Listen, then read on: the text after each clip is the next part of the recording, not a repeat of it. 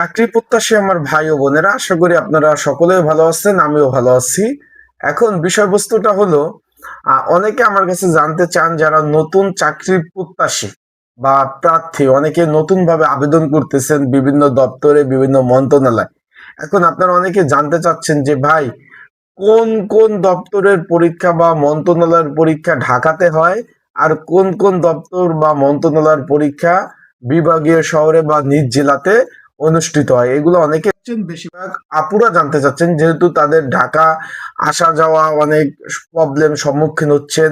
সেই ক্ষেত্রে অনেকে জানতে চাচ্ছেন, আর বেশিরভাগ যারা একবারে নতুন, যে কেবল 18 বছর হয়েছে, কখনো সরকারি চাকরিতে আবেদন করেন নাই, সেই ক্ষেত্রে এইসব যারা আছেন চাকরি প্রত্যাশী আমার ভাই বন্ধুরা, সকলেই এইসব তথ্য জানতে চাচ্ছেন যে আমার কাছে, ভাই একটা ভিডিও তৈরি করুন যে কোন কোন দপ্তর বা মন্ত্রণালয় বা সংস্থা পরীক্ষাগুলো ঢাকাতে নেয়, আর কোন কোন দপ্তরের পরীক্ষা বা নিজ বিভাগে বা নিজ জেলায় পরীক্ষা নেয়। তাহলে তো ভালোই, পরীক্ষাগুলো আমরা নিজ জেলায় বিভাগে দিতে পারবো, আবেদন করেও একটা মজা পাবো। আমরা একটা দ্বিধাদ্বন্দ্বের মধ্যে আছি। তাই আপনাদেরকে সকলকে আমার এই ইউটিউব চ্যানেলে স্বাগতম। আসসালামু আলাইকুম। আজকে আমরা আপনাদের নিয়ে এই বিষয় নিয়ে আলোচনা করব। তাহলে আপনারা যখন আবেদনটা করবেন, আহ তাহলে আপনারা একটা ধারণা চলে আসবে যে আমি এইটাই আবেদন করব, এইটাই করব না। একটা কিন্তু মোটামুটি একটা ধারণা আসবে। এখন সকলে অবগত আছেন, আমরা একটু আপনাদের জানিয়ে দিই বাংলাদেশে বর্তমানে কতটি মন্ত্রণালয় এবং সংস্থা রয়েছে, এবং কর্পোরেশন কর্তৃপক্ষ সবগুলোই কিন্তু নিয়োগ বিজ্ঞপ্তি প্রকাশ করে।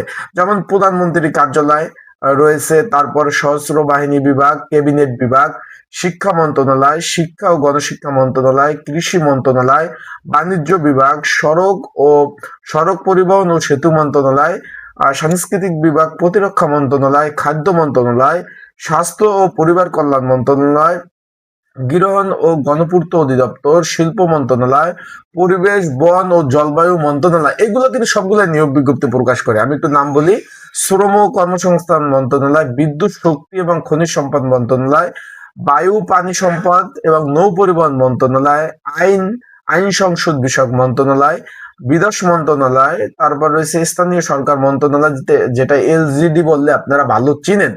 তারপর রয়েছে আপনার অর্থ মন্ত্রণালয়, ছাত্র ও ক্রীড়া মন্ত্রণালয়, মহিলা ও শিশু বিষয়ক মন্ত্রণালয়, প্রবাসী ও বৈদেশিক কর্মসংস্থান মন্ত্রণালয়। তারপর রয়েছে আপনার পোস্ট টেলিযোগাযোগ ও তথ্য প্রযুক্তি মন্ত্রণালয়, নৌ পরিবহন মন্ত্রণালয়, দুর্যোগ ও ব্যবস্থাপনা মন্ত্রণালয়। মোট কিন্তু 40টার বেশি রয়েছে মন্ত্রণালয়। এছাড়াও রয়েছে আপনার বিভিন্ন, আপনারা সকলে অবগত আছেন, বিভিন্ন এই মন্ত্রণালয়ের অধীনস্থ বিভিন্ন প্রতিষ্ঠান রয়েছে, যেমন বিআইডব্লিউটিএ, টিসি, বিআরটিএ, তারপর রয়েছে আপনার মোংলা বন্দর, চট্টগ্রাম বন্দর। এইসব হলো মোট মন্ত্রণালয়ের অধীনস্থ প্রতিষ্ঠানগুলা। বিষয়টা ক্লিয়ার?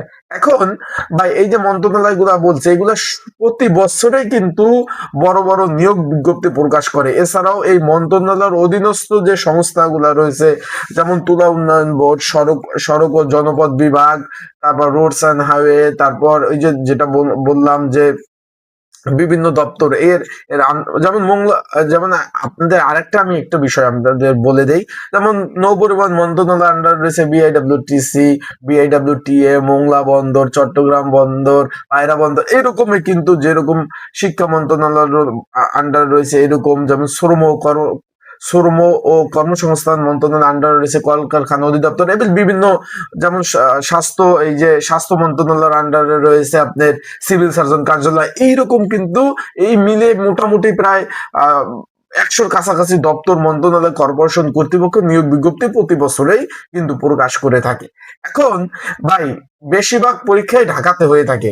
প্রথমে বলে দিই, বেশিরভাগ পরীক্ষাগুলোই ঢাকাতে হয়ে থাকে। এই যে মন্ত্রণালয় আমি যেগুলা বললাম: শিক্ষা মন্ত্রণালয়, কৃষি মন্ত্রণালয়, জলবায়ু পরিবেশ মন্ত্রণালয়, প্রতিরক্ষা মন্ত্রণালয়, পল্লী উন্নয়ন ও সমবায় মন্ত্রণালয়, শ্রম কর্মসংস্থান মন্ত্রণালয়, অর্থ মন্ত্রণালয়, নৌ পরিবহন মন্ত্রণালয়। এই সবগুলা পরীক্ষা ঢাকার বিভিন্ন স্কুল অ্যান্ড কলেজে পরীক্ষাগুলো হয়ে থাকে। বিষয়বস্তুটা একটু বুঝতে পারছেন? তাহলে নিজ বিভাগে বা নিজ জেলায় কোন কোন পদের পরীক্ষা হয়ে থাকে সেটা বলার আগে আমি একটু আপনাদের বলে দেই, চলমান কিন্তু অনেকগুলো সরকারি চাকরি নিয়োগ রয়েছে।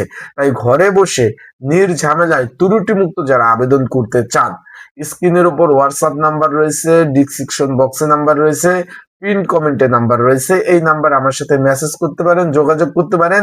সরকারি চলমান চাকরির ঘরে বসে নির্ঝামেলায় ত্রুটিমুক্ত আবেদন করে দেওয়া যাবে।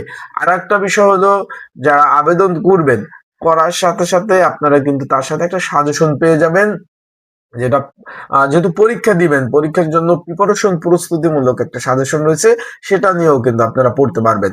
এখন নিজ জেলায় কোন কোন পরীক্ষা হয়, যেমন পোস্টমাস্টার জেনারেল কার্যালয়, ডাক বিভাগের পরীক্ষা কিন্তু নিজ জেলা বিভাগে কিন্তু পরীক্ষা হয়ে থাকে। যেমন জেলা প্রশাসক কার্যালয়ের পরীক্ষাগুলো নিজ বিভাগে হয়ে থাকে, সিভিল সার্জন কার্যালয়ের পরীক্ষা নিজ বিভাগে হয়ে থাকে, এবং বিভিন্ন স্কুল কলেজে যে নিয়োগ বিজ্ঞপ্তিগুলা প্রকাশ করে থাকে, সে পরীক্ষাগুলা নিজ বিভাগ নিজ জেলায় কিন্তু পরীক্ষা হয়ে থাকে। ইউনিয়ন পরিষদ যেটা স্থানীয় সরকার মন্ত্রণালয়ের আন্ডারে, আপনাদের সকলে তো ইউনিয়ন পরিষদ গুলো আছে, ইউনিয়ন পরিষদে যে নিয়োগগুলো হয় সেগুলা কিন্তু অবশ্যই নিজ বিভাগ বা নিজ জেলার মধ্যে হয়ে থাকে। তার মানে আপনারা মোটামুটি একটা ধারণা পাইছেন কোনগুলো আবেদন করবেন, ঢাকাতে পরীক্ষা দিতে যেতে হবে, কোনগুলো আবেদন করলে আপনাদের নিজ বিভাগ জেলার মধ্যে পরীক্ষা দিতে হবে। যেমন শিক্ষক, এই যে প্রাথমিক শিক্ষক, শিক্ষা অধিদপ্তরের যেমন সহকারী শিক্ষক, প্রধান শিক্ষক, এগুলো সবগুলা, তারপরে খাদ্য মন্ত্রণালয়, এগুলো সব হলো নিজ বিভাগের মধ্যে পরীক্ষা অনুষ্ঠিত হয়। আশা করি বিষয়টা বুঝতে পারছেন। এই যে ভাগে ভাগে, আবার অনেক সময় দেখা যায় কি ভাই, এই যে মন্ত্রণালয় গুলা বললাম, বড় নিয়োগ হয়ে থাকলে, ধরেন 10 লাখ বা 15 লাখের অধিক যদি আবেদন পড়ে, সেই ক্ষেত্রে সেই পরীক্ষাগুলো নিজ বিভাগীয় শহরে নিয়ে থাকে মাঝে মধ্যে, আবার কখনো কখনো ঢাকা নাই। কিন্তু কিছু কিছু নির্দিষ্ট পরীক্ষাগুলা নিজ বিভাগে নিজ জেলা হয়, যেমন জেলা প্রশাসক কার্যালয়, সিভিল সার্জন কার্যালয়, তারপর রয়েছে ডাক বিভাগ, তারপর রয়েছে আপনার শিক্ষা অধিদপ্তরের প্রধান শিক্ষক, সহকারী শিক্ষক, তারপর ইউনিয়ন পরিষদের যে নিয়োগগুলো হয়ে থাকে, তারপর বিভিন্ন স্কুল কলেজের যে নিয়োগগুলো হয়ে থাকে, তারপর জেলা ও দায়রা জজের কিছু পরীক্ষা হয়ে থাকে, সেগুলো নিজ বিভাগ ও জেলাতে পরীক্ষা অনুষ্ঠিত হয়। আর বাকি সব পরীক্ষাগুলা বেশিরভাগ, যেমন বিআইডব্লিউ, টিসি, টিএ, প্রতিরক্ষা মন্ত্রণালয়, জল ও পরিবেশ মন্ত্রণালয়, বন বিভাগ, স্বাস্থ্য বিভাগ, শিক্ষা মন্ত্রণালয়, এই সব যে পরীক্ষাগুলা যে হয়ে থাকে, তারপর আপনার এই যে এখানে রয়েছে প্রবাসী কল্যাণ মন্ত্রণালয়, হজ হজ সংস্থা, এই সব পরীক্ষাগুলো আপনার ঢাকাতে পরীক্ষা অনুষ্ঠিত হবে। তাই সেভাবে আপনারা আবেদন করবেন, প্রিপারেশন নিবেন, যে আবেদন করার আগে ভাববেন যে আমি ঢাকাতে এসে কি পরীক্ষা দিতে পারবো, আমার এই অ্যাবিলিটি কি আছে, তাহলে আমি আবেদন করব। আর যদি মনে করেন যে আপনার অ্যাবিলিটি নাই, আপনার আসা যাওয়ার খুব কষ্ট, প্রবলেম, সেই ক্ষেত্রে আপনি ওই যেগুলা বললাম, যে জেলা প্রশাসক কার্যালয়ে, সিভিল সার্জন কার্যালয়, ইউনিয়ন পরিষদ, ডাক বিভাগ, তারপর প্রাথমিক সহকারী শিক্ষক, প্রধান শিক্ষক, এই সব যে নিয়োগগুলো আছে, এইগুলাতে জেলা জজ এবং দায়রা জজ আদালতের এই নিয়োগগুলাই কিন্তু আপনারা সুন্দরভাবে অ্যাপ্লাই গুলা করবেন। আশা করি আমার ভিডিওর মাধ্যমে যদি আপনারা কোনো তথ্য বা ভালো কোনো তথ্য পেয়ে থাকেন, অবশ্যই কমেন্টস করে জানাবেন মূল্যবান মন্তব্য। আর ভিডিও ভালো লাগলে অবশ্যই সাবস্ক্রাইব করে রাখবেন, এবং আপনাদের যে কোনো বিষয়, চাকরি সংক্রান্ত যে কোনো তথ্য জানতে অবশ্যই কিন্তু আপনারা কমেন্টস করবেন, লাইক কমেন্ট শেয়ার করতে ভুলবেন না। ভালো থাকবেন, সুস্থ থাকবেন। আজকে ভিডিওটা ইনশাল্লাহ এই পর্যন্তই। পরবর্তীতে আপনারা যে কমেন্টস করবেন, যে মন্তব্য করবেন, সেই মন্তব্যের উপরে আমি কিন্তু ভিডিও আপলোড দেব। তাই আপনারা মন্তব্য করতে থাকেন। আসসালামু আলাইকুম।